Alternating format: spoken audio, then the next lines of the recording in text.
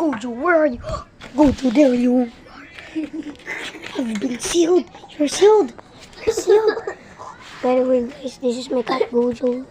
He has blue eyes, and I have a black cat. And we're gonna name that black cat Sukuna. Because Gojo, the black cat, is Sukuna. So, I'll slice this cat to pieces. I'll slice you. See, here.